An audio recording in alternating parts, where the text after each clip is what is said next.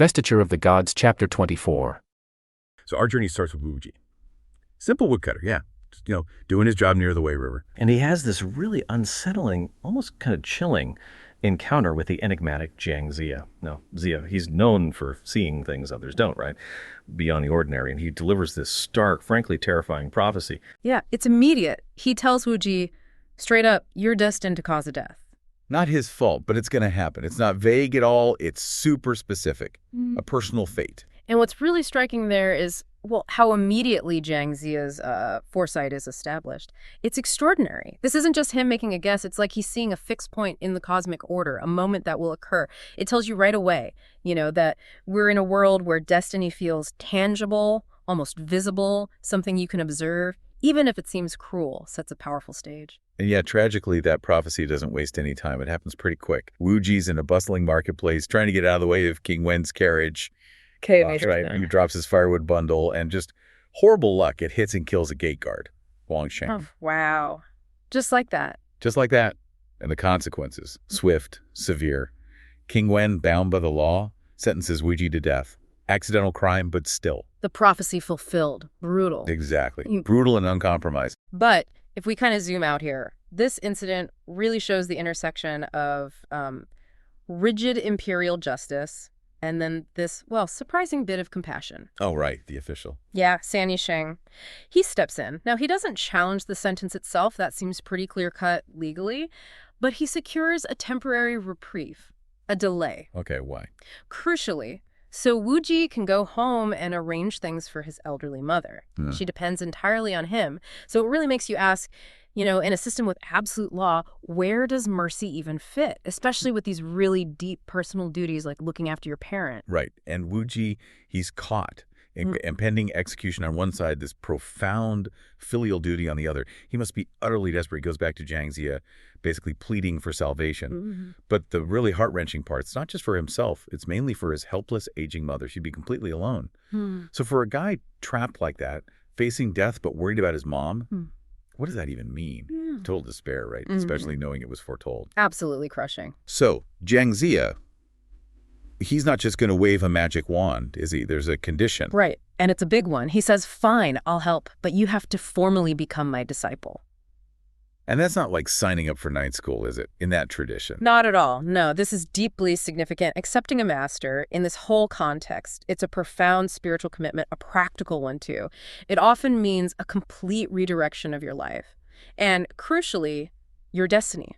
It's an act of total submission, absolute trust. You're basically handing your entire future over. Wow. For Wuji, whose life is already forfeited, it's not even really a choice, it's surrender. Dissolving that old woodcutter identity to embrace, whatever Ziya has planned. A massive gamble on a totally new fate. And the plan Ziya gives him. Yeah.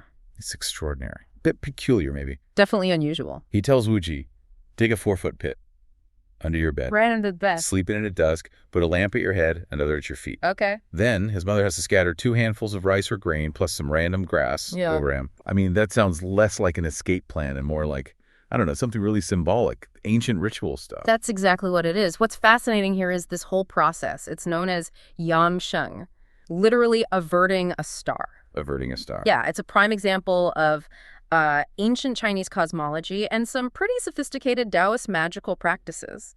Ziya's actions, they're performed at exactly 3 a.m. The text even describes him Jukin Yi. Which means? Unbinding his hair, holding his sword, doing specific ritual steps, forming these intricate hand seals.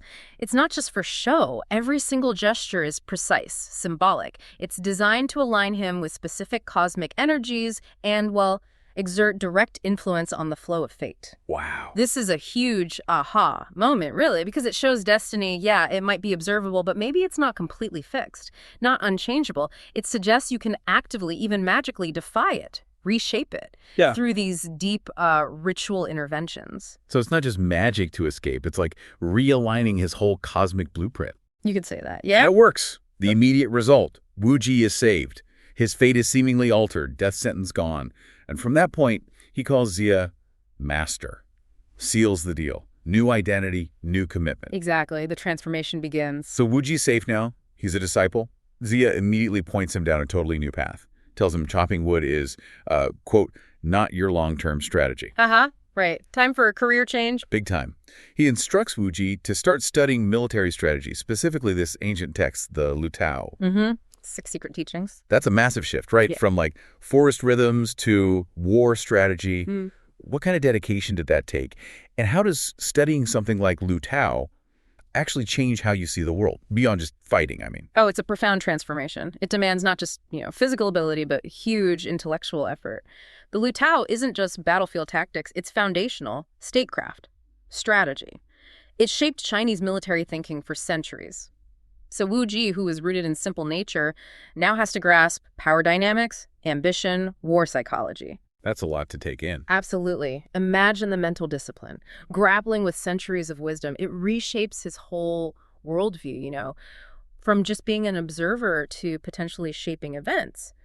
Ziya isn't just saving a life here, he's forging a hero, giving him the tools for the chaotic times ahead. And Ziya gives him the why, too. Paints this grim picture of King Xiu's rule. The world's on the brink. Yeah, he doesn't hold back. He says King Xiu is without a path. And East Marcio, the world's in rebellion, 400 feudal lords. 400, that's huge. He gives specifics, too. East Marquis Jiang Wenwen, 400,000 troops attacking Yuhuan Pass. South Marquis Xishan, 300,000 against Anshan Pass. Wow, massive armies. And he foresees swords and soldiers rising right there in Siki. So he's framing Wu Ji's personal journey within this epic historical upheaval. Precisely. That detailed prophecy is a crucial backdrop. Ziya's not just teaching theory, he's prepping Wu Ji for a very real, very imminent conflict. The sheer scale tells you the depth of the crisis. The world is being reshaped, and a new kind of leader, this warrior scholar type, is needed. Wu Ji's being groomed for significance, not just survival, in these crazy times. But then, right in the middle of this dark forecast, Ziya gives Wu Ji this incredibly uplifting message. It really goes beyond their situation, he tells him. Generals and ministers are not born. Men must strive for self-improvement. And learn literary and martial arts and sell them to the imperial family. Basically, make something of yourself. In an era often defined by who your parents were, how revolutionary is that idea? Meritocracy.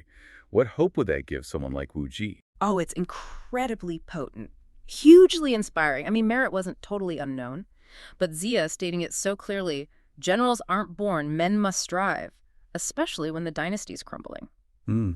That's powerful. It's like a rallying cry for a new order. Talent, not just bloodline, will lead. It basically says anyone, even a woodcutter, can rise to the top through effort.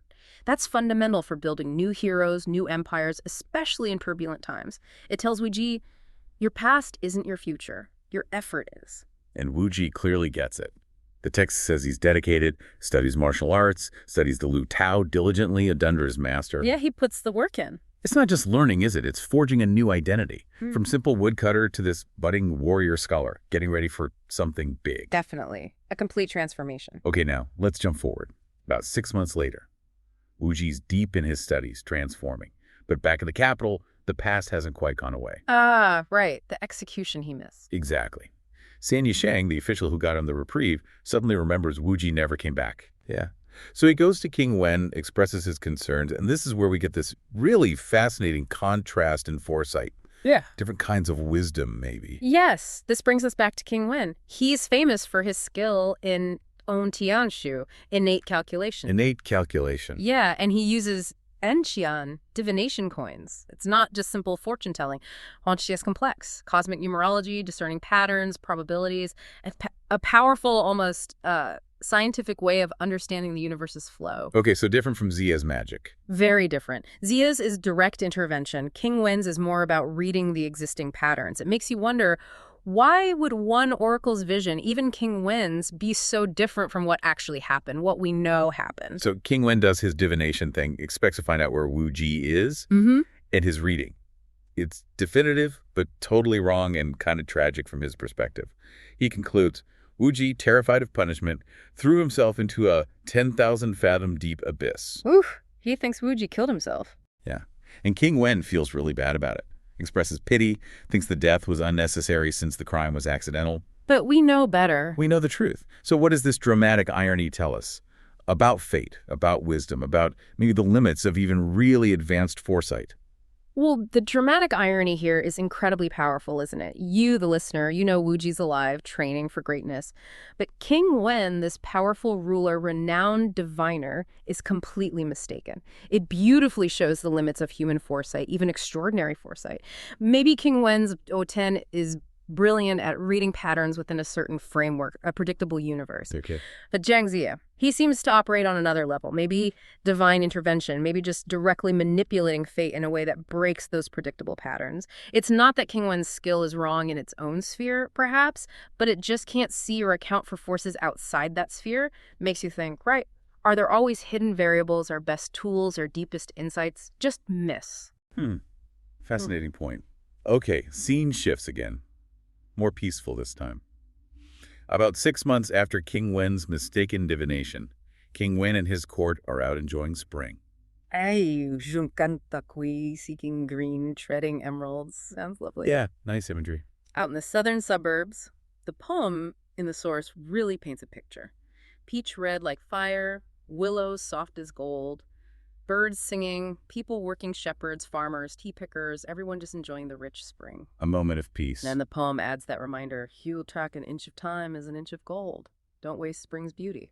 It's a lovely contrast to the chaos Ziya described, isn't it? Highlights the value of peace, even with rebellion brewing. And that proverb, it's not just about beauty, but about using time wisely.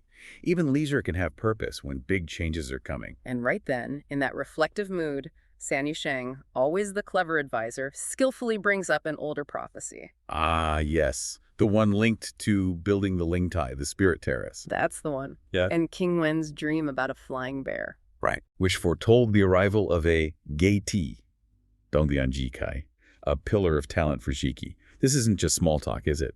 He's connecting leisure to destiny, reminding the king of his bigger purpose. Exactly, a masterful move. Because that flying bear prophecy, it's a huge foreshadowing of Jiang Ziya himself.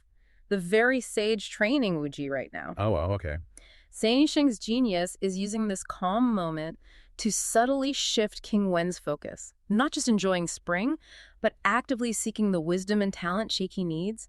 He's reminding the king, even in peace, prepare, especially when cosmic signs point the way. And King Wen jumps right on it, enthusiastic. He sees the outing now as more than just fun. It's a chance to visit reclusive sages out in the mountains and marshes. Actively searching. He even compares himself to the ancient sage kings Yao and Shun, who enjoyed life with the people but were also governing wisely.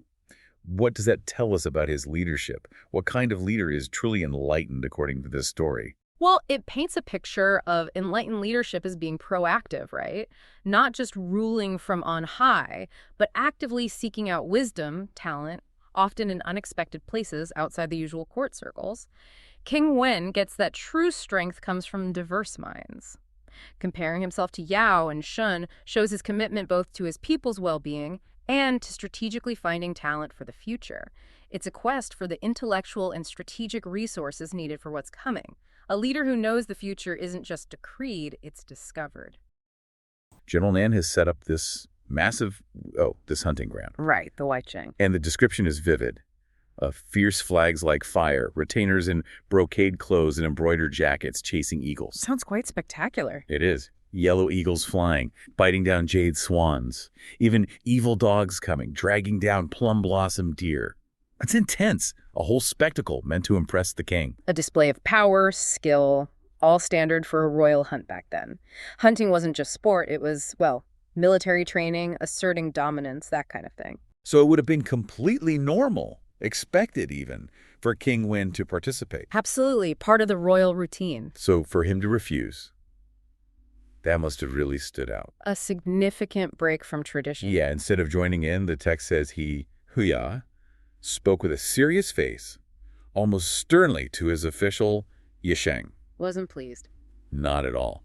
He immediately draws this contrast between the hunt and ancient wisdom, specifically mentioning Emperor Fuxi. Ah, Fuxi. Going way back. Right, Fuxi, who lived in, primitive times with hardly any grain, still refused to eat raw meat. Even with scarcity all around him. King Wen quotes him, "My desire is for them to live. How can I bear to let them die?"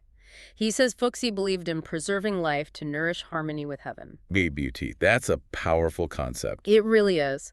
Think about it in a time of scarcity. Fuxi chose compassion. And King Wen uses this, doesn't he? He's essentially saying, if Fuxi could do that then. Exactly.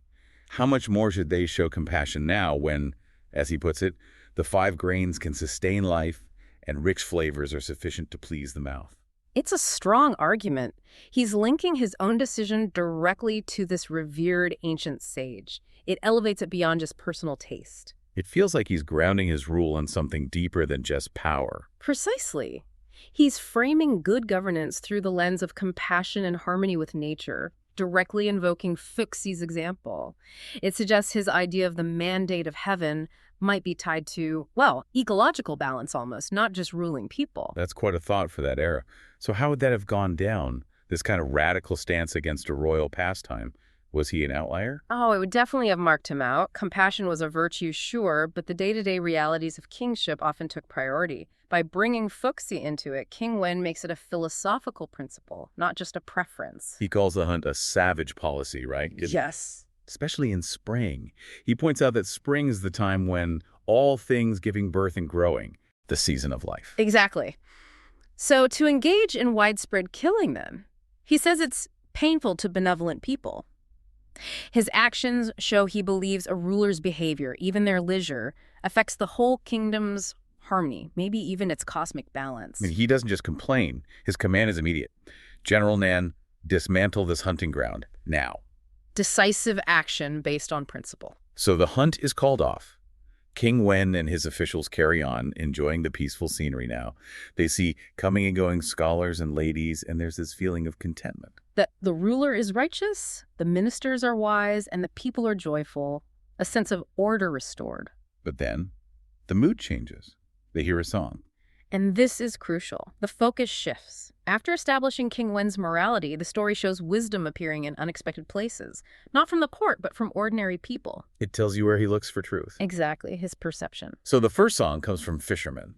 And it's heavy stuff, not just a sea shanty. It's remembering King Tang fighting the corrupt King Ji. A historical echo. The lyrics are grim. Meat hanging like forests, winemaking pools, deer terrace piled with blood. It paints this picture of terrible excess and suffering. Vivid imagery. Yeah, and the 4 seas boiling with groans. Just awful tyranny. The suffering of the people. But the line that grabs King Wen is, washing ears not to hear the sound of a dying nation. A very potent line. Instantly, he thinks, there must be a great sage nearby. He senses it in the song's quality, its pure and unique character. He hears something profound behind the simple tune. But the fishermen, they just say, oh, us, we're just idle people, not sages. Humble deflection. Then they mention they learned the song from an old man over at Banak, about 35 letters away. And there it is, the first clue. Banki. And note King Wen's discernment. He hears the potential for wisdom, even if the singers deny it. That phrase, washing ears, resonates deeply with him. He knows it's not just a random phrase. He actually explains the backstory to Jichang. The story of Yao and Shu Yu. That's the one. Emperor Yao wanted to abdicate, find someone truly virtuous. He finds this guy by a stream, totally content, wants nothing to do with fame, power, possessions. A true hermit, detached from worldly concerns. So Yao offers him the throne. And the man's reaction. He smashes his gourd, covers his ears, and runs to the stream to wash them. Declaring the offer itself had defiled him. Yeah. Such a dramatic rejection of power. It gets better. Another guy comes along to water his ox, hears the story, What? and leads his ox upstream so it won't drink the polluted water. That's fantastic. It really drives the point home. This isn't just some quaint folktale. It's a foundational story about ultimate integrity in Chinese thought. Total detachment from power. Exactly. It shows that for King Wen, true wisdom might be found far from the palace among those who deliberately shun ambition. It's about purity, rejecting corruption in any form. Okay, so that sets the stage. Later, they hear another song, this time from woodcutters. The pattern continues. Their song talks about phoenixes and quinlan signs of good fortune, but laments that good governance isn't guaranteed. It praises famous recluses who became great ministers. Like Yiyan and Fu Yu, figures who emerged from obscurity to serve enlightened rulers. Yiyan, who farmed in Xinya, served King Tang. For Yu, who worked in Fuyan, advised King Gaozong. Historical precedents for finding wisdom in unexpected places. And the song ends with this hopeful note, looking up at the sky and laughing, awaiting an enlightened ruler. A clear signal. And guess where they learned the song? Let me guess. Paksa. Bingo. Ah! From an old man at Bangsa, but this time they say it's only 10 lees away. And he fishes there. The trail's getting warmer. 35 lees, now 10 li. These aren't accidents. It feels like breadcrumbs, doesn't it? Absolutely deliberate narrative clues. The geography narrows, the songs become more specific, focusing on finding a hidden sage to help a good king. It's guiding King Wen and guiding us as listeners towards this meeting. The universe is practically pointing him there. So King Wen presses on. And then one final song. A man carrying firewood this time. The final piece of the puzzle. Seems like it. The song goes, spring waters flow, spring grass is wondrous, a golden fish yet undiscovered hides in banks. No, the hidden treasure metaphor. The world knows not the high sage's ambition, only sees an old man fishing by the stream. Perfect. Unrecognized value. King Wen is deeply moved. He cries out, amazing! There must be a great sage right here. He knows he's close now. The imagery is undeniable. But then a twist. Jichang, his official, recognizes the singer. Oh, who is it? It's Wuji, a man who accidentally killed a royal minister ages ago.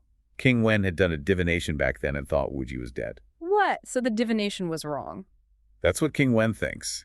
He's furious at first, calls Wuji cunning and rebellious, demands to know how he's still alive if the divination said otherwise. A challenge to the king's own perceived abilities. But Wuji breaks down, crying. He explains everything. Yes, he accidentally killed the minister, but then he sought advice from an old man living just 3 lights away at Banshi. Boxia, of course. It all comes together. And now, finally, Wuji reveals the old man's name.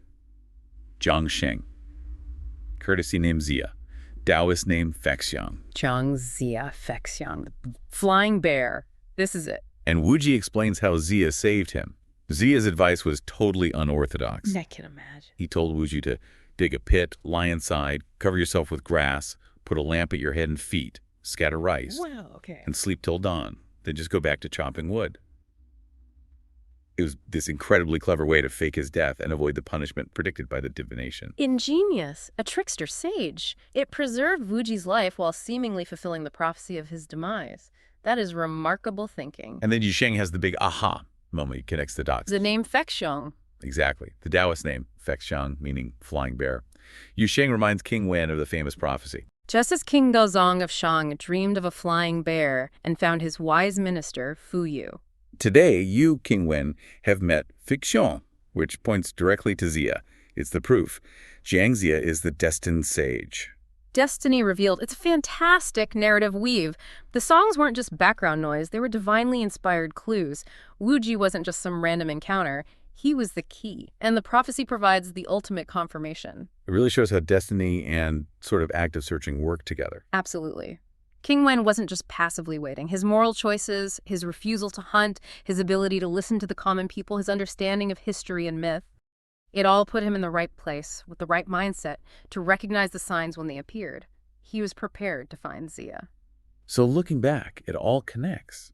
The king who rejects violence out of compassion, who understands the deep meaning in old stories about rejecting power, The washing ears story. who follows the trail of folk songs, and even recognizes wisdom behind a man faking his own death. Yeah. It was all leading here. A journey paved with moral clarity and keen discernment.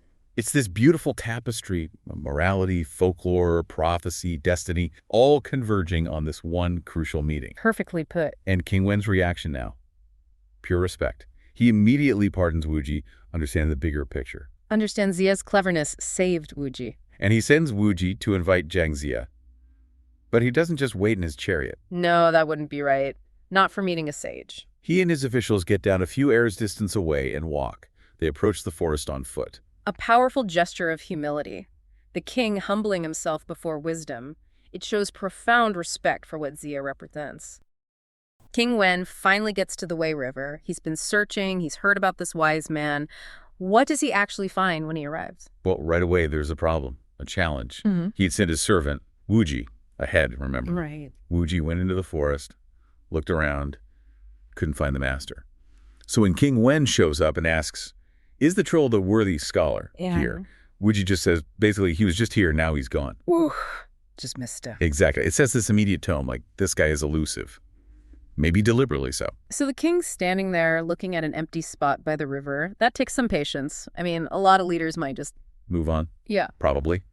But King Wen doesn't. He asks, okay, does the scholar have, like, another place, a home? And he does. He does. Ouija leads the king to this thatched hut nearby. Yeah. King Wen approaches very respectfully, doesn't want to barge in. Very careful. Yeah. A young child comes to the door. King Wen puts on a smile, asks very politely if the teacher is in, and the kid's reply is just, well, it's perfect. What does he say? He's not here. He went for a stroll with a fellow Taoist. A stroll. Just casually out for a walk while the king is waiting. What's the implication there? Is Jiang Ziya playing hard to get, or is he genuinely just detached? That's the big question, isn't it? And it gets deeper.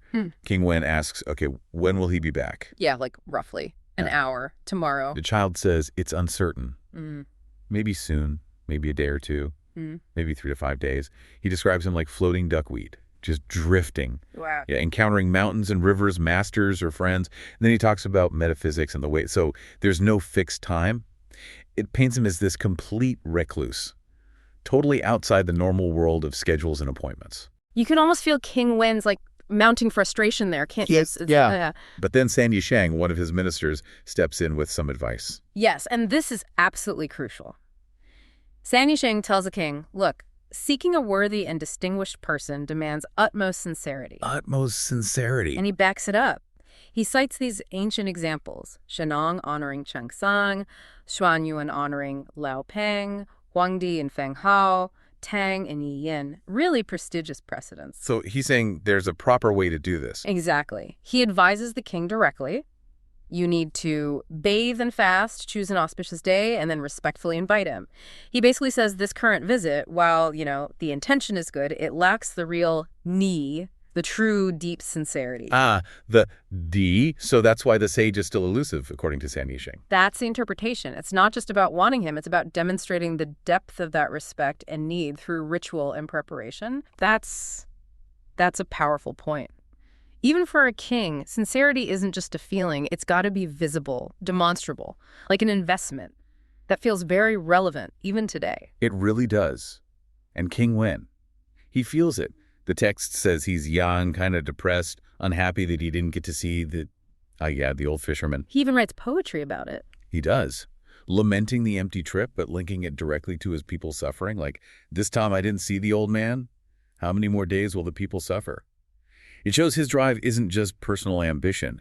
It's tied to his duty as a ruler. So his concern for the people is really fueling this search. Deeply. He actually doesn't want to leave, but San Yisheng convinces him, go back to court, prepare properly, do this the right way. Okay, so King Wen returns to Westea. Maybe a bit down, as you said, but definitely not giving up. He issues this decree. All officials fast for 3 days, stay in the palace, get ready. Big preparations. But not everyone's convinced, are they? There's some pushback. No, and this is where you see that classic clash of perspectives you get in any leadership team, right? General Lan Gongxi speaks up. The general. Okay, what's his issue? He's basically saying, hold on, this fishing old man of Panxi, were we sure he's the real deal? Maybe it's just an empty name, just hype? Doubting the source, essentially. Yeah. And he thinks this grand ceremony, all the fasting, it might be a waste of the king's sincerity. It could make them look foolish if this guy turns out to be nothing special. A waste of sincerity. That's pretty blunt, coming from a general to his king. So what does he suggest instead? Just forget the ceremony. He proposes something much more, pragmatic or maybe cynical. He says, look, let me go get him. I'll fetch the old man. Yeah. If he's really as good as they say, then you can do the whole grand ceremony thing. If not, if he's just an empty name, he could be basically told off and dismissed. Scolded and dismissed. Wow. He sees the king's fasting as totally unnecessary then. Completely. Just cut to the chase, test the goods first. But San Yisheng, the minister who advised sincerity, he's not having any of that, I bet. Absolutely not. The text says he sternly proclaims, General, that is not the way to achieve great things. He tells him off. Pretty much. He lays it out. The world's in chaos. Good people, worthy people are hiding. They're in seclusion. They aren't out there advertising themselves. Good point. And then he brings up, the Suhu, the flying bear omen. Ah, yes, the flying bear omen. Can you remind us what that was about? It sounds important. It was hugely significant. Yeah. It's believed King Wen had a dream or received some kind of prophecy about a figure associated with a bear, sometimes interpreted as a winged bear or a flying bear. Yeah. This was taken as a divine sign. A sign from heaven, basically. Exactly. That a great sage destined to help him was out there. So finding this sage wasn't just smart politics for San Yisheng, it was fulfilling destiny. It was the great fortune of West Qi. A blessing. So San Yisheng is really framing this in terms of tradition, divine will. Yeah. Much bigger than just recruitment. Precisely. He tells Nangong Shi they need to si ji yi yi she. Learn from the ancients in seeking sages, break free from these restrictive, perhaps overly pragmatic habits. Don't be so modern and cynical about it. Right. He warns against expecting a sage to basically sell himself like he's applying for a job. That's not how wisdom works, according to this tradition. And he warns that kind of talk could make all the officials slack off, lose their reverence. Powerful stuff. So how does King Wen react to this debate? Does he side with the pragmatist general or the traditionalist minister? He's absolutely delighted with San Yisheng. He says his words, Yishe, they exactly match his own intentions. So conviction holds. It does. Despite the skepticism from someone like Nangong Shi, the plan goes ahead. The 100 officials do the 3-day fast in the palace. The stage is set for a truly respectful, sincere invitation. And the chapter even underlines this, right, with the poem. Yeah, there's a poem right there predicting the Yu dynasty's future 800 years of rule. It directly links this act, this specific, sincere effort to find the sage, to the entire future success of the dynasty. It raises the stakes incredibly high. Okay, so the 3 days of fasting are done. It's day 4. King Wen gets ready. How does he prepare this time? Meticulously. He bathes, dresses carefully with extreme sincerity. It's presented as much more than just getting dressed. It's a ritual act, almost spiritual.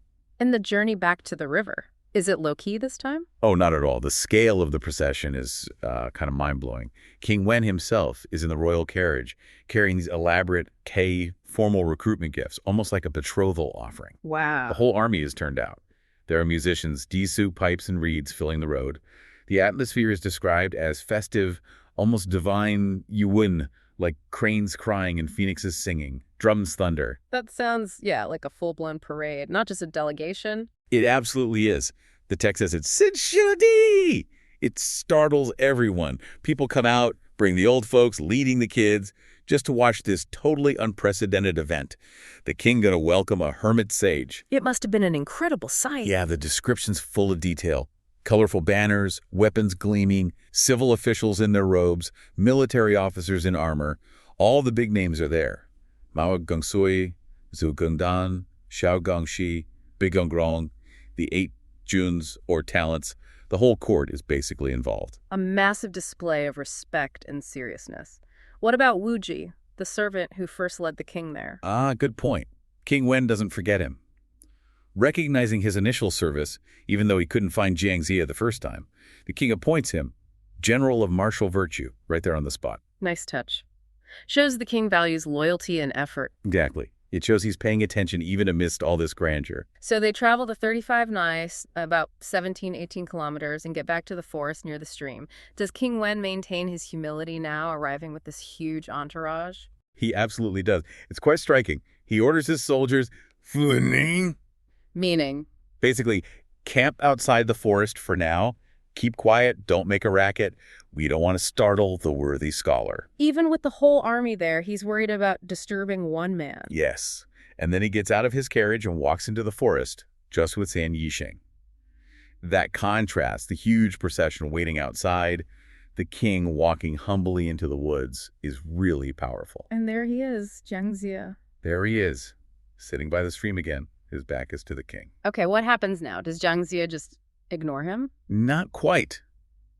The text says Jiang Ziya knows the king has arrived, and he intentionally starts singing a song. Singing, like just bursts into song. Yeah, and the lyrics are very pointed. Something like, 5 phoenixes cry, a true lord appears. I cast my line, knowing few recognize me. Whoa. So he's acknowledging the king's arrival, but also asserting his own unique wisdom.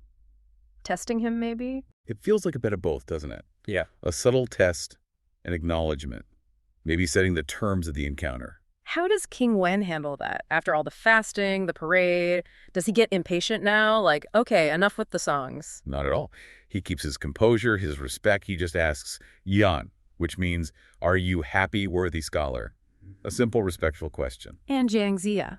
He turns around, sees the king, and immediately drops his fishing rod, prostrates himself on the ground, apologizes for not greeting him properly. Okay, so he shows deference, too. Yes, but then King Wen instantly helps him up and bows himself, saying how much he admires him, and explicitly acknowledges his own lack of sincerity on the first visit. Wow, so the king apologizes to the hermit. It's this incredible moment of mutual humility.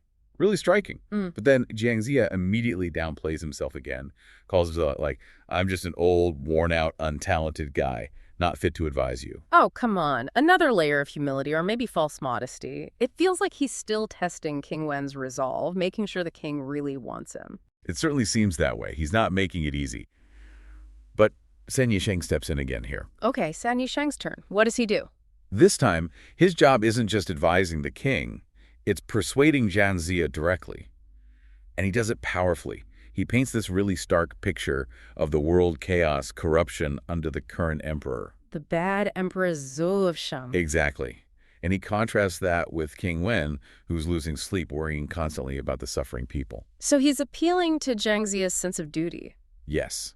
He basically implores him, come out of retirement, use your amazing strategies to save everyone. He calls it an act of benevolence, like unparalleled benevolence, a unique chance to do immense good. And the gifts the fancy recruitment presents King Wen brought. San Yisheng presents them, lays them out. And Jiang Ziya, he tells his young attendant, the child from the hut, to accept them. Ah, that's the signal then. That's the signal. It's subtle but clear. By having the gifts accepted, he's accepting the offer. The deal is effectively done. Okay, fantastic. The sage is recruited, mission accomplished. They can all go back to West Key now, right? No, almost. There's one more fascinating little hurdle. It involves the royal carriage. The carriage King Wen arrived in. What's the issue? This is such a great detail about ancient protocol and, again, humility. San Yisheng tries to usher Jiang Ziya into the fancy royal carriage. Standard procedure, you'd think, for an honored guest. Makes sense. But Jiang Ziya kneels down again, flat out refuses. He says, meaning, how could I possibly dare to ride in the royal carriage? That would be overstepping my status and position. Overstepping my status. So even though the king is offering it as an honor, Jiang Ziya sees it as improper, a violation of hierarchy. Exactly that. It wasn't just being polite. In that society, with its very strict ideas about rank and status, riding in the king's personal carriage when you weren't, well, the king, or equivalent royalty, could be seen as a serious breach of etiquette, a transgression, even if the king intended it kindly. Wow. So it highlights how deeply ingrained those social rules were. Deeply. Jiang Ziya is adamant. He will not get in that carriage. But King Wen brought it specifically for him, right? As a symbol of honor. Yes. King Wen insists. He says, look, I arranged this beforehand to welcome you. You must ride in it. Please, fulfill my earnest wish, my sincere intention. So there's a bit of a standoff. Polite, but firm. A definite back and forth. Yeah. Jiang Ziya keeps refusing. King Wen keeps insisting. How do they resolve this? Someone has to give. San Yisheng steps in again. He sees Jiang Ziya is absolutely firm on this point of propriety. So he suggests a clever compromise to the king. Okay, what's the solution? He says basically, all right, since the Master Sage won't ride in the royal carriage, maybe your majesty could allow him to ride your personal leisure horse. The king's own horse. Yeah, well, the king himself rides in the royal carriage as planned. And does King Wen agree to that? I mean, letting the new guy ride his personal horse while he takes the carriage, that still feels like a big gesture of respect. After a bit more polite discussion, making sure everyone's comfortable, King Wen agrees. So that's how they do it. King Wen in the carriage, Jiang Ziya on the king's horse. That's how they do it. And the text says this resolution is met with, you. Cheers fill the road. Soldiers and horses are all in high spirits. Everyone's happy. It's a really powerful symbol, isn't it? Mutual respect. And King Wen's willingness to adapt, to bend protocol, to secure this vital person. Absolutely. He prioritized getting the sage over, sticking rigidly to his original plan for honoring him. flexibility, and leadership. And it's mentioned here, Jiang Ziya is nearly 80 years old at this point. Yeah, which is just incredible. What's the significance of highlighting his age right then? It kind of changes how you picture a new recruit, doesn't it? It really does. It completely demolishes any idea that opportunity or great contribution has an age limit. Wisdom can arrive late in life. And the text emphasizes this with another description of him. Another poem. Sort of, yeah. Describing him. A fishing rod at the head of the Wei River, white temples like two clouds. It talks about his wisdom. His chest holds stars, reaching the sky. His spirit exhales rainbows, sweeping away the cold sun. Wow, that's quite an image for an 80-year-old. It's powerful. Deep inner wisdom, immense capability despite his age. And significantly, this description immediately links his recruitment to the future of the dynasty. The Shuba, the 800 years of peace and stability the Zhou dynasty is destined to have. So his arrival is literally the key to that future. That's exactly how the narrative frames it. His role is absolutely crucial from this moment on. So the procession finally heads back to West Key. How's the reception there? Huge excitement. 10,000 people are jostling to get a look, and everyone is joyful. They understand the significance. Jiang Ziya gets off the horse at the palace gate. And then straight to work. Pretty much. Mm. King Wen gets on the throne. Jiang Ziya pays his formal respects. And King Wen doesn't hesitate. He immediately appoints him treasurer. Right. Prime Minister of Lingtai. Right, Prime Minister, that's a top job, right? An incredibly high-ranking, powerful position. No messing around, no probation period. He's immediately integrated at the very top level of government. So the king's sincerity is matched by immediate trust and empowerment. Exactly. And what's the immediate impact? Does Jiang Ziya, live up to the hype after all that? Oh, absolutely. The text is clear. Wu Yu, meaning at that time, the ruler had his assistant. The dragon had his tiger to rely on. A perfect partnership. And Jiang Ziya gets straight to it. How so? He immediately shows his skill. Wu. He had methods for governing, laws for bringing peace to the people. Everything became orderly, systematic. They even built him an official prime minister's residence in West Qi right away. So instant positive transformation. Things started running better immediately. That's the picture painted. An immediate and beneficial impact on the administration and the state of West Qi. And presumably this news didn't just stay within West Qiy's borders, right? This would be major political news. Definitely not. The text specifically mentions that EU reports quickly reached the 5 passes, these strategic border crossings. Ah, so the neighbors and potentially enemies heard about it quickly. Yes. Han Rong, the general commanding Sishui Pass, sends a formal report, a memorial, straight to the Shang court in Zhaoge. Reporting what? Reporting that Xian Sheng, that's Jiang Ziya, is now assisting Zhao, is now Zhu's prime minister. So the Shang dynasty now officially knows that their vassal state, Zhou, just recruited this legendary sage. Exactly. It puts the Shang rulers on notice. It signals a shift in power dynamics. And it really sets the stage for all the conflict that's going to unfold later in the novel, leading to the eventual overthrow of the Shang. This recruitment is the spark.